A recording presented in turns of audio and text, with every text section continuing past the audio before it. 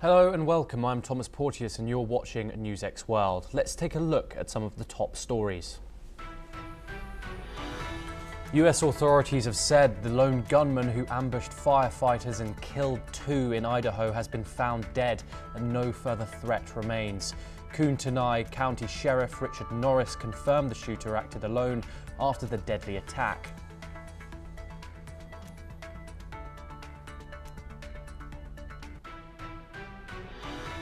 Iran says it poses no threat to IAEA chief Rafael Grossi or inspectors after a hardline domestic paper called for his execution as a spy. Tehran's UN ambassador said the inspectors are in safe conditions and dismissed any suggestion of danger. Israeli Prime Minister Benjamin Netanyahu says war with Iran has opened opportunities to free hostages held by Hamas as Gaza strikes kill over 30 people, according to reports from the region. Trump urges a ceasefire deal to end the war and secure hostage releases, calling for action on his social platform. Canada scraps taxes on US tech giants, paving the way for new trade talks with Trump and Mark Carney to secure a deal by July the 21st. Ottawa says the move aims to repair ties after Trump halted talks in retaliation over the disputed tax. A New York jury now decides if Sean Diddy Combs ran a decades-long criminal ring for sex trafficking and racketeering. Facing life in prison if convicted, Combs denies all the charges as prosecutors rip into his defense after 7 weeks of testimony.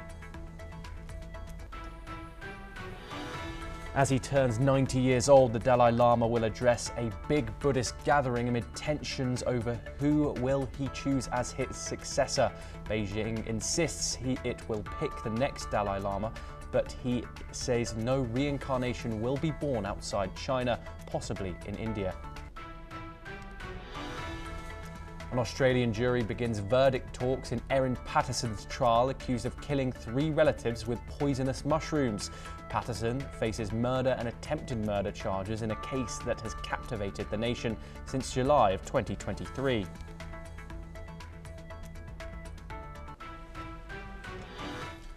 Our top story today, we start in the Middle East. Iran says it poses no threat to the chief of the UN nuclear watchdog or its inspectors.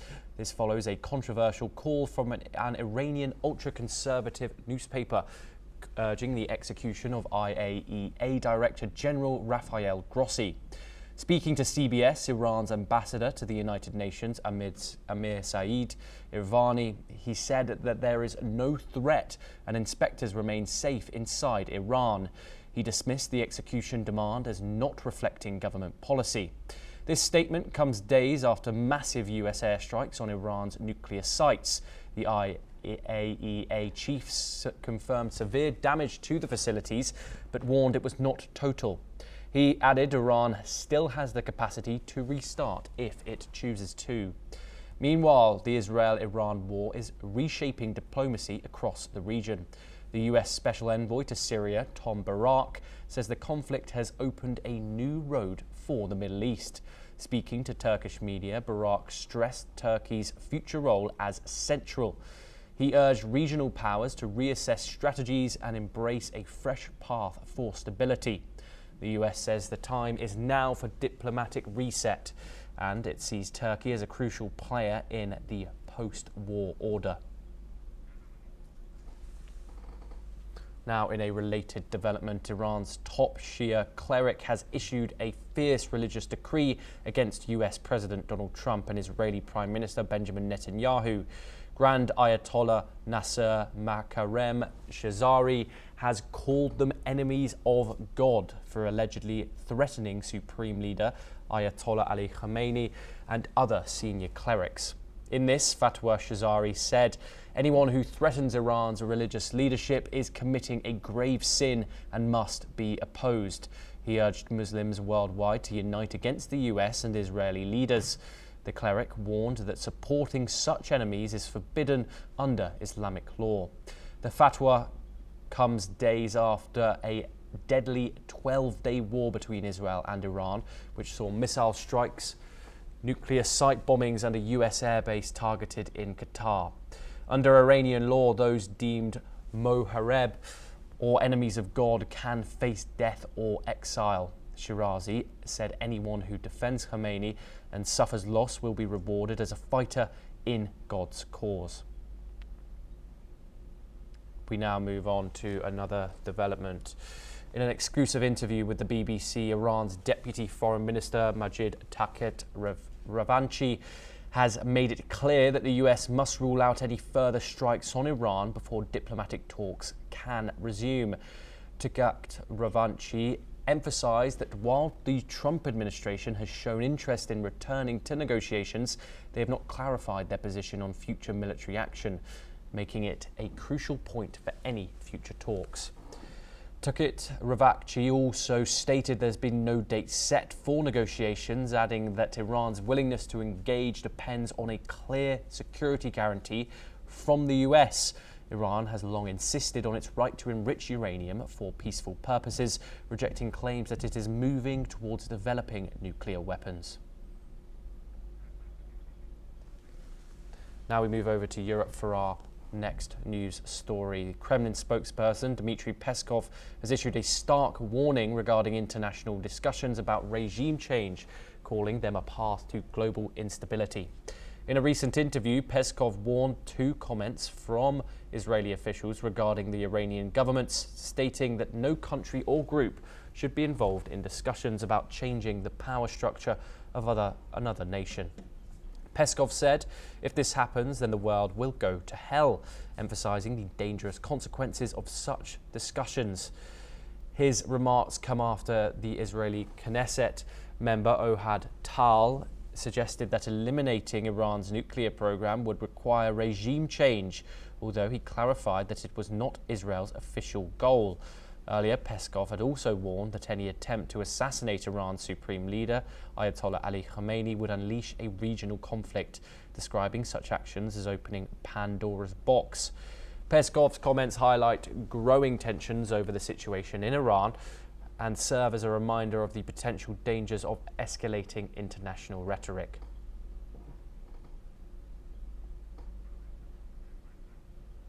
Egypt says a new ceasefire proposal for Gaza is on the table, one that could pause fighting for 60 days in exchange for hostage releases and aid deliveries. Speaking on TV, Foreign Minister Badr Abdulati said the plan developed by Egypt, Qatar and the United States aims to create momentum towards a permanent ceasefire.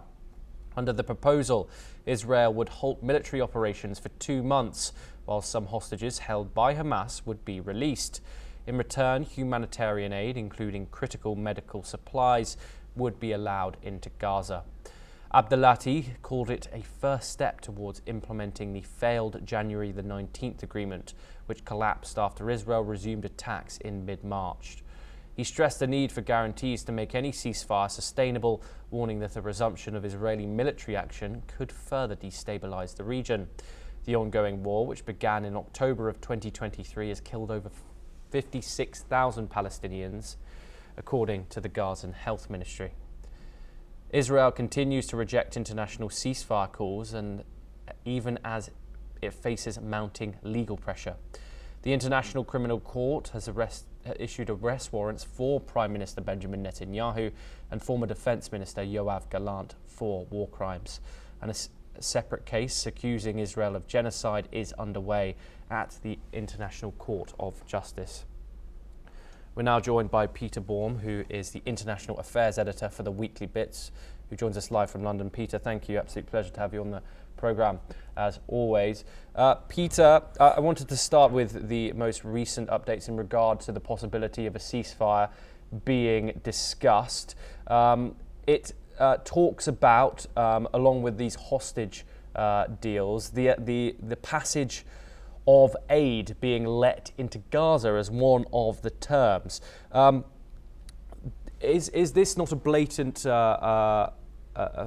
thing of Israel weaponizing aid, is using it as a tool in regard to a ceasefire if this proposal were to move forward?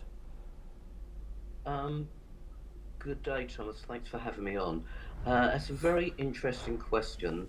And for the anti-Israel commentators out there, and believe me, there are many, this idea of weaponizing aid has been a constant terminology, a constant theme aimed at demonizing Israel. Now, I was in touch with some of the aid distribution team yesterday, and they are telling me, and I've seen videos, and we can all check them out if we want to, that aid is now getting through to the Gazans. Millions of meals, literally, Thomas, millions of meals are being delivered as we speak on a daily basis to those Gazans most in need. Peter, The this is mainstream Peter. media. Sorry to interrupt. This is what the Israeli Gaza Humanitarian Foundation claims. However, we have obviously had those reports of over 500 people being killed while receiving that aid, queuing up for that aid from people like the United Nations, and also reports inside the Gaza Strip. What are your comments on that? Uh, Thomas, I was actually just going to come on to that point to balance my statements. Now, those reports that are coming out, we will continue to see every day. I assure you, if you interview me tomorrow, the day after that, I assure you, Thomas, that we will be receiving reports that a number of Gazans have been killed whilst queuing for aid.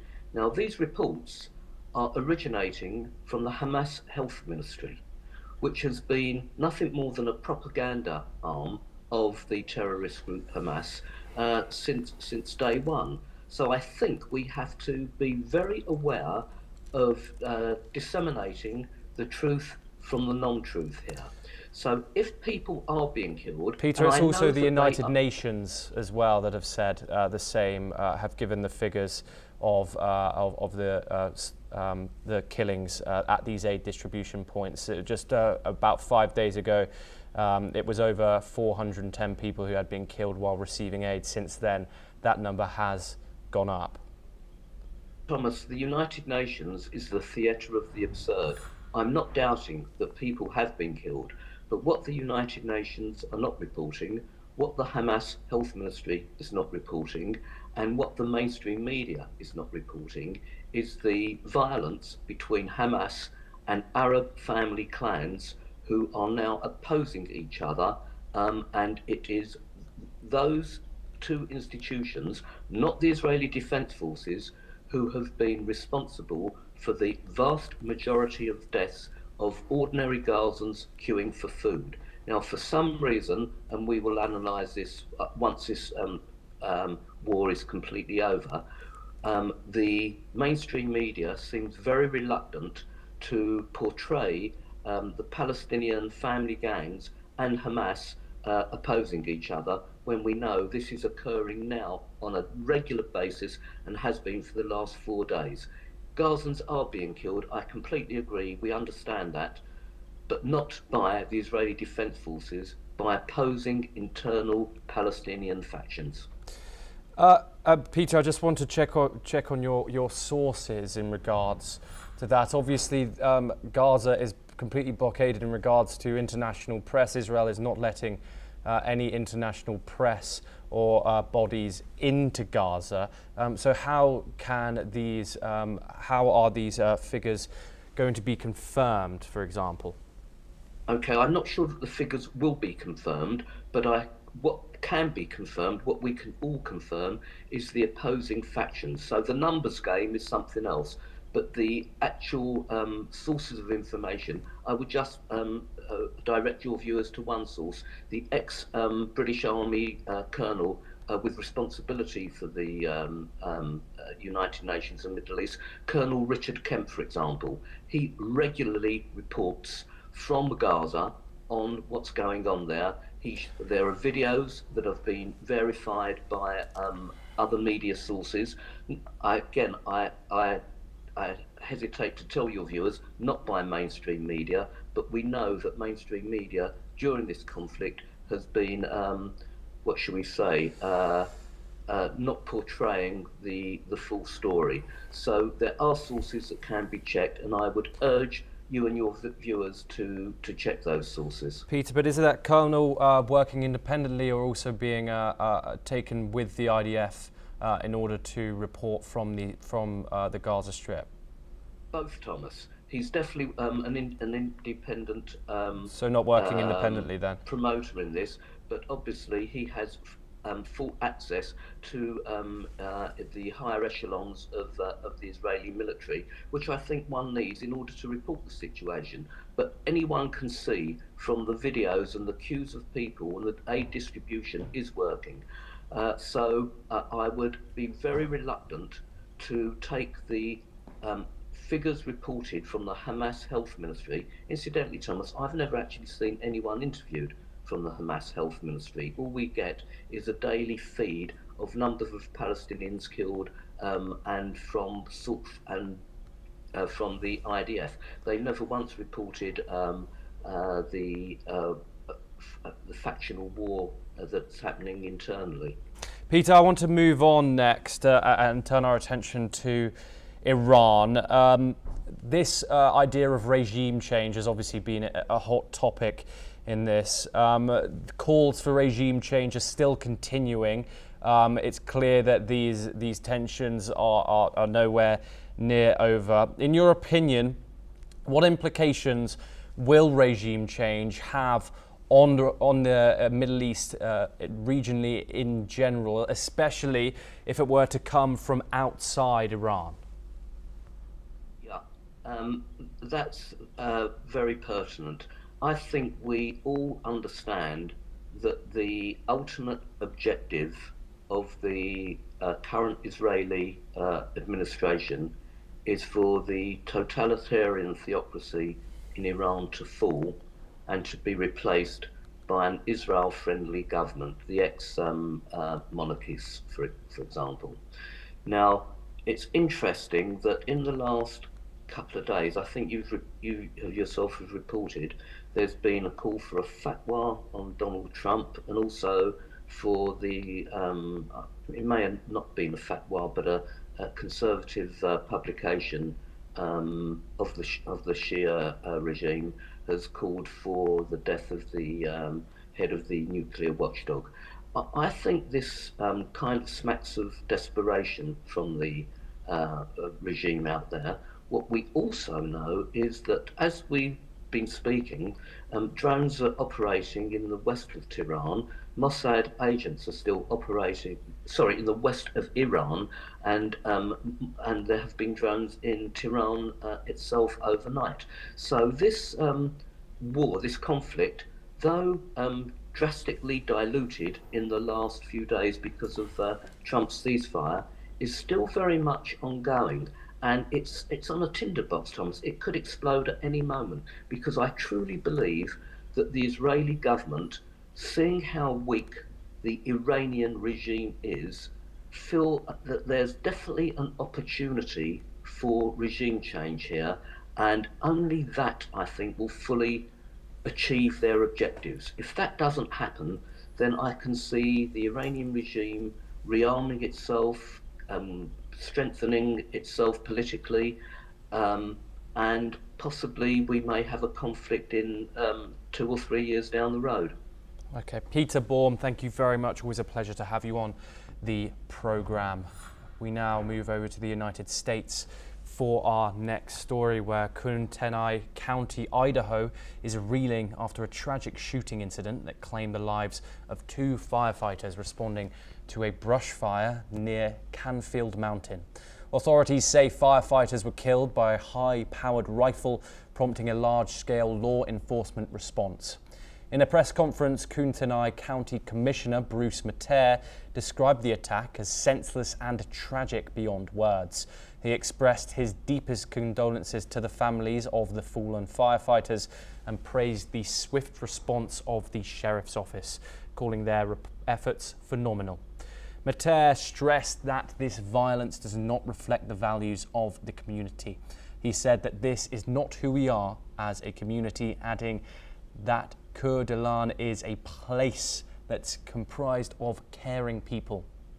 Preliminary investigations have confirmed that there was only one shooter and the shelter in place warning has been lifted. However, authorities continue to warn the public as the wildfire remains active and additional threats are possible. The FBI has joined the investigation and helicopters with heat-seeking technology are being used to search for any remaining dangers despite thick smoke hampering their efforts. Meanwhile, a third firefighter is still in critical condition but is stable. Local authorities are urging residents to stay vigilant as the situation remains fluid. We're now joined by Professor Rohan Gunaratne, who's an international affairs expert located in Singapore. Professor Gunaratne, thank you very much for joining us on the programme. Professor, what further details do we have about this case? What can you tell us? And what are your thoughts on a unique and also terrible incident like this happening in this state of Idaho? Thank you, Thomas. I have been to Idaho. It's a very beautiful location. What happened was a man set fire to the mountainous area and it spread, and the firefighters responded. And then, of course, the two firefighters were killed and one was very severely injured. Of course, the US law enforcement agencies have responded very appropriately to neutralize the threat. But there are two takeaways here. One is that arson or setting fire has become a standard method by various criminal and extremist entities. Second is that it is so important today to control the weapons that are being sold. But of course, in the United States, we have seen that gun violence is the #1 cause of civilian deaths.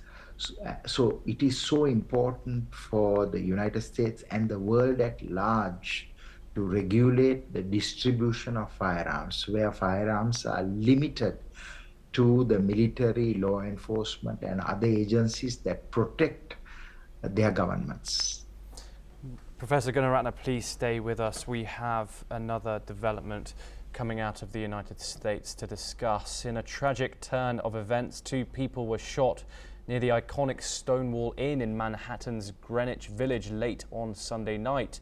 The shooting occurred just as the city's Pride celebrations were winding down.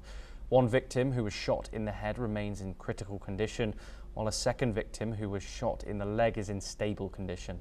The shooting took place steps from the historic site, a central symbol of the LGBTQ+ rights movement. The New York City's mayor, Eric Adams, expressed his sorrow, stating that the violence cast a shadow on what should have been a moment of celebration for the community. Police have yet to identify a suspect, and it remains unclear if the shooting is connected to the Pride March that took place earlier in the day. Authorities are continuing their investigation while the community processes this devastating incident. As the city reflects on the unfortunate events, many are calling for increased safety and solidarity to protect the LGBTQ+ community during such significant moments of celebration. We will continue to follow this developing story and bring you all the updates. But once again, we are joined by Rohan Gunaratne, international affairs expert, to discuss this in further detail. Rohan, 2 tragic events in one day when it comes to the use of guns in the United States. How do you expect the national community to respond to this? The U.S. government, obviously, the Trump administration is very pro arms. We've seen other shootings in other countries result in legislative change. However, the US is a complete anomaly in that regard, in the fact that these are a regular occurrence in the United States. Can I just get your immediate reaction to this incident, Professor Gunaratne? The Manhattan incident took place immediately after the New York City Pride March. And this is an iconic event that mobilized the LGBTQ community. So what we have seen is that this incident is related to that march. And what is key is for the United States to regulate once again the ability for anyone to go and purchase a firearm. So if there's no regulation, such incidents will be frequent, and these incidents will constantly repeat, crippling the security of the United States. So US government must address it. There's no other country where anyone can buy firearms so easily as in the United States. Professor Gunaratne, obviously we know the different states have different regulations when it comes to where you can carry guns, is it concealed or not, who can buy guns. They have different background check strategies. But given the current political climate especially, do we see any real change occurring here in regard to the gun laws in the United States? We've obviously seen legislative changes when it has came to, for example, Christchurch a few years ago in New Zealand. Guns were taken away like that. Obviously, the United States is a completely different story. What are your thoughts on the current political climate? And you can see how these incidents will possibly have a wider implication for people in the United States in regards to guns. President Trump is unlikely to have any restrictions on the sale of weapons, but very much like what happened in New Zealand, the case you mentioned, the Christchurch shooting on 15th of March 2019, where New Zealand took very decisive measures to control the sale of weapons.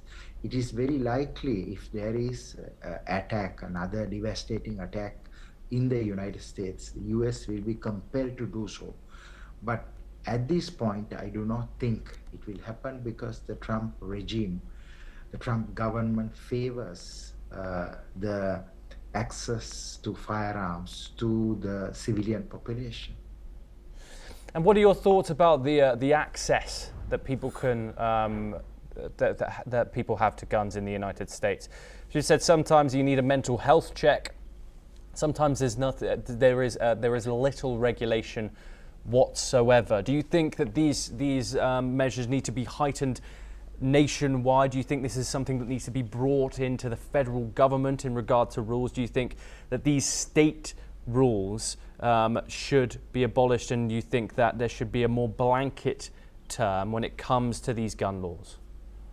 Because of the shootings, especially in schools, we have seen greater awareness today in the United States. But that awareness and understanding is not yet sufficient for the United States federal government or the state governments to make such changes to control the sale of weapons. Certainly there are some restrictions against categories of weapons and also to screen the mental health of people.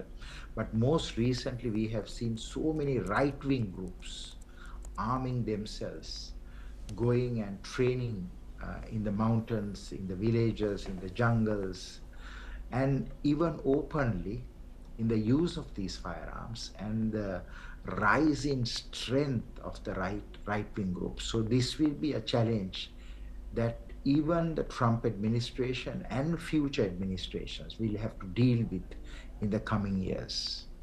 Professor Rohan Gunaratne, thank you very much for joining us. Always a pleasure to have you on the programme. We now move on to our next story, where a major UN conference aimed at rallying support for development aid has kicked off in Seville, Spain today, amid growing concerns about the future of international aid.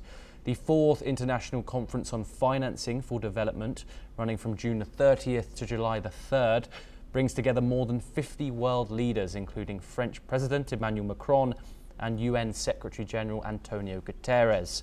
However, the absence of the United States, a key player in global development aid, highlights a deepening crisis as US-led funding cuts threaten efforts to combat poverty, hunger and climate change.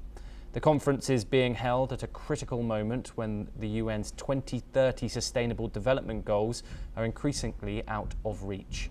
With countries like the US, Germany and the UK scaling back aid in favour of competing priorities such as defence, global development initiatives are facing an uphill battle.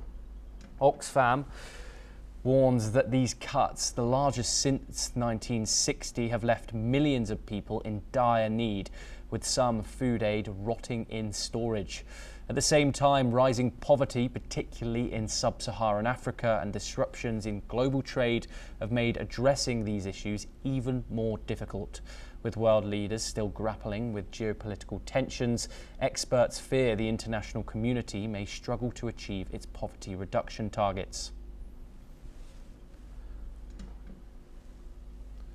We now move back over to the United States, where US President Donald Trump says a deal to sell TikTok is finally in motion, and the buyer is a group of what he calls very wealthy people. In an interview on Fox News, Trump revealed that the identities of the buyers will be disclosed in about 2 weeks. The deal would involve the sale of TikTok's US operations, and Trump believes China will likely sign off on it. He said he expects President Xi Jinping to approve the sale even as US-China relations tensions remain high. A 2024 law requires TikTok's China-based parent company ByteDance to divest the app's US assets or face a shutdown. Trump had extended that deadline to September the 17th after earlier threats to ban the app over national security concerns. A previous deal to create a US-based spin-off had collapsed this spring after Beijing signaled it would block any sale following Trump's move to slap new tariffs on Chinese imports. But the president remains confident. He credits TikTok for helping him gain younger voters in last year's election and has already extended the deadline 3 times.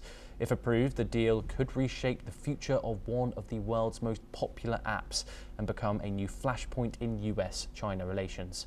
Listen in to what Donald Trump has said.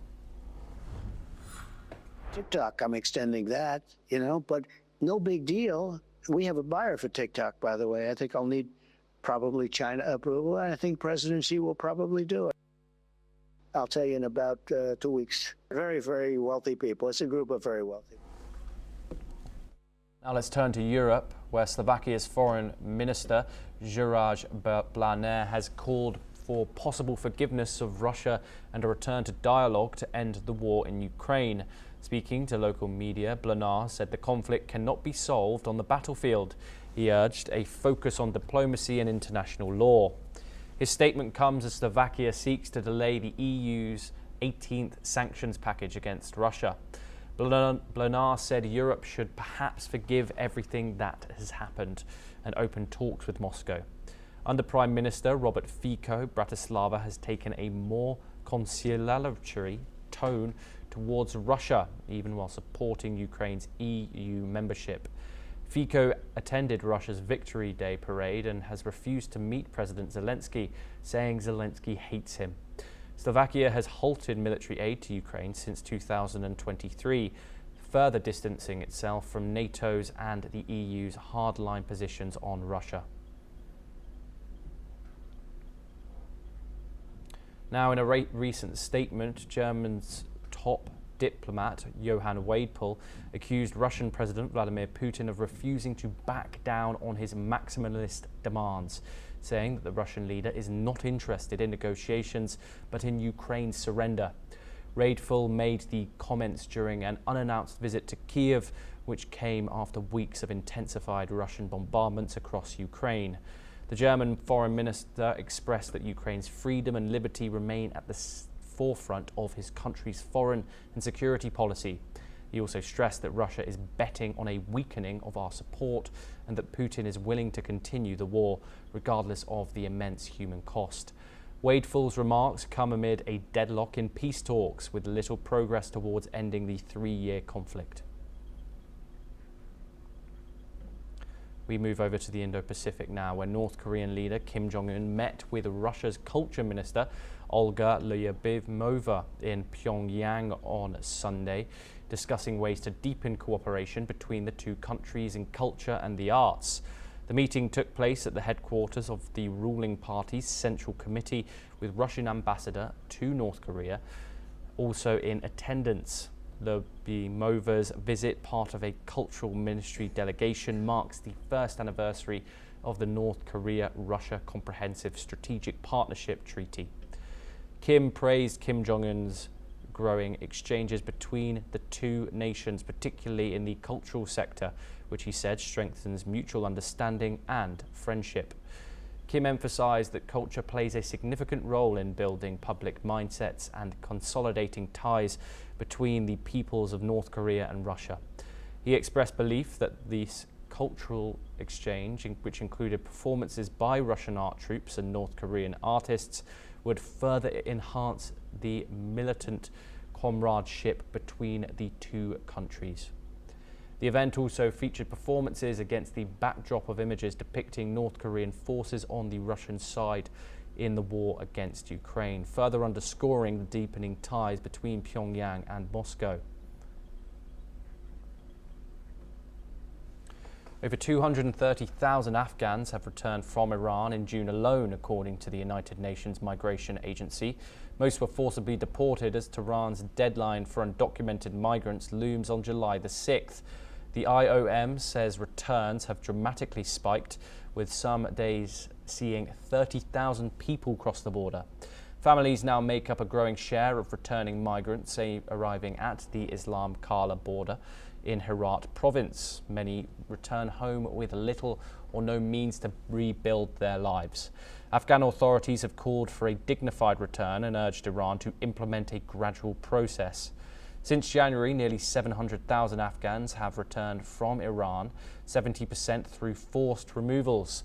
The government is struggling to absorb the influx amid deep poverty and high unemployment.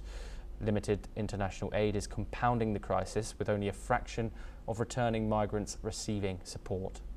The UN says regional instability and shifting host policies are driving the surge.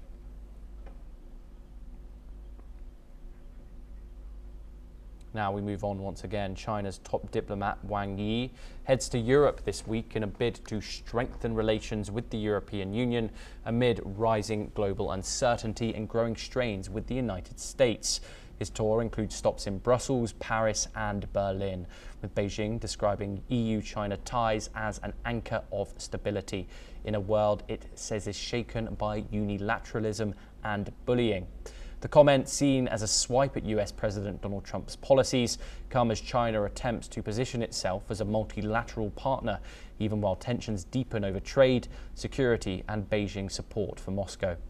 In Brussels, Wang will meet EU diplomacy chief Kaja Kallas for high-level strategic talks. In Germany, he'll hold talks with Foreign Minister Johann Wadephul, his first visit under Berlin's new conservative government. And in France, he'll meet Foreign Minister Jean-Noël Barrot.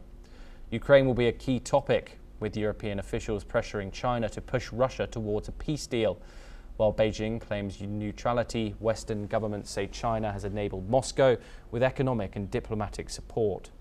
Trade tensions are also boiling. Europe faces a $357 billion trade deficit with China, and frustration is growing over what Brussels calls unfair practices.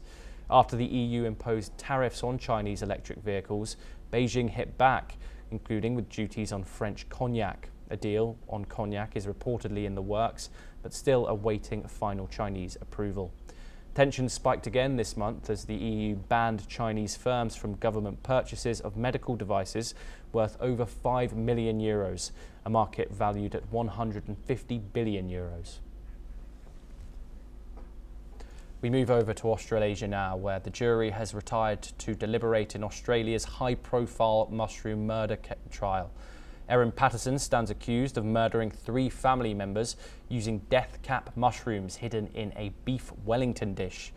The victims, her estranged husband's parents, Don and Gail Patterson, and his aunt, Heather Wilkinson, died from organ failure days after the meal in July of 2023.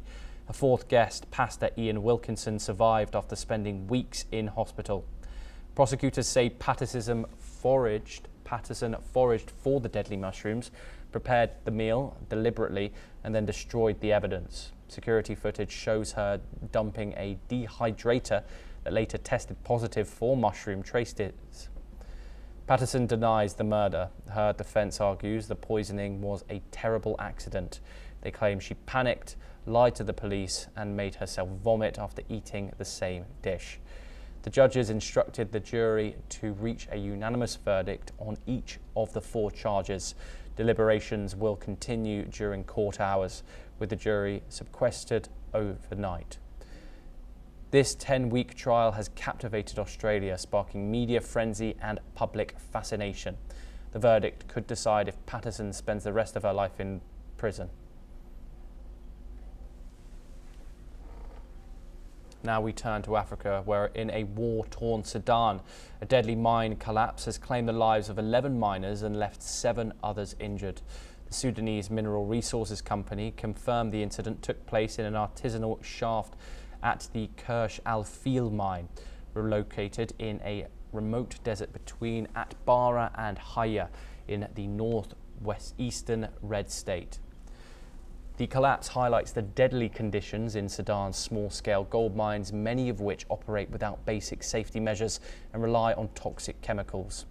The mining company says it had warned against operations at the site before, due to great risk of life. Since conflict broke out between the army and the RSF in April of 2023, Sudan's gold has become a major source of funding for both sides. Much of the gold, experts say, is smuggled to Chad, South Sudan and Egypt, then routed through the United Arab Emirates, which stands accused of arming the RSF. Despite the war, the army-backed government claimed a record 64 tons of gold output in 2024, but that figure hides the human cost. Artisanal mining, which employed over 2 million people before the war, is now a deadly lifeline in a collapsed economy. The broader humanitarian crisis continues to escalate. Over 10 million people are displaced inside Sudan, and another 4 million have fled the country, making it the largest displacement crisis in the world. With 25 million people suffering from severe food insecurity, the mine collapse is yet another tragic blow to a nation in ruins. In the Togolese capital of Lome, at least 7 people were killed and many others wounded during an anti-government protest that took place last week. According to initial reports from civic groups, the protests turned violent, leading to dozens of injuries and more than 60 arrests over the 3 days of demonstrations. These protests were sparked by dissatisfaction with rising electricity prices, a crackdown on dissent, and a controversial constitutional reform allowing President Faure Gnassingbe to extend his rule. Rights organisations have condemned the actions of the Togolese security forces, accusing them of brutality and abuse during the protests. 7 bodies were reportedly recovered from rivers in the capital, though the government has denied any link between these deaths and demonstrations. Authorities stated that forensic analysts showed the deaths were due to drowning. The protests, while rare in Togo, highlight the growing frustration with the long-standing regime of the president, who has been in power since 2005. International bodies like Amnesty International have raised concerns over alleged torture during arrests, though the government insists that it has acted within the bounds of the law. Let's take a listen in. Le drame a pris une dimension encore plus inhumaine avec l'annonce de la découverte de corps sans vie, dont des enfants. Une fois encore, la terre du Togo s'est abreuvée du sang innocent, celui de nos enfants. Une fois de We now have some breaking news coming in. President Donald Trump has denied making any offers to Iran, lashing out at Democratic Senator Chris Coons in a post on Truth Social. Trump claimed he isn't negotiating with Tehran and took credit for totally obliterating Iran's nuclear facilities. He also criticized former President Barack Obama for the JCPOA deal, which he called a stupid road to a nuclear weapon. Trump said Obama gave Iran billions, unlike his own approach of maximum pressure and no talks. We have some more information coming in as well in a related development. In another Truth Social post, Trump is touting his administration's economic record, claiming it lowered costs very substantially for American consumers. In a recent statement, Trump said there's never been anything like this, referring to what he calls historic savings during his time in office. The comment comes amid rising debates over inflation, economic policy, and 2024 election talking points. We now move on to the sporting world. Wimbledon 2025 is underway with Carlos Alcaraz and Aryna Sabalenka in the spotlight. Defending champion Alcaraz kicked off the play on centre court against Italy's Fabio Fognini. The 22-year-old Spaniard is chasing a third straight Wimbledon title. He's never lost in a Grand Slam first round and could join tennis legends like Federer and Djokovic with 3 consecutive wins. Sabalenka begins her campaign against qualifier Carson Brainstein. The world number 1 is aiming for her first Wimbledon final after semi-final exits in 2021 and 2023. Sabalenka has reached the 5 of the last 6 Grand Slam finals, but is still looking to break through at SW19. A brief heatwave is hitting London, with temperatures expected to reach 33 degrees Celsius. 23 British players feature this year, including Emma Raducanu and Katie Boulter, who both play on Monday. Women's champion Barbara Krejcikova begins her title defence on Tuesday.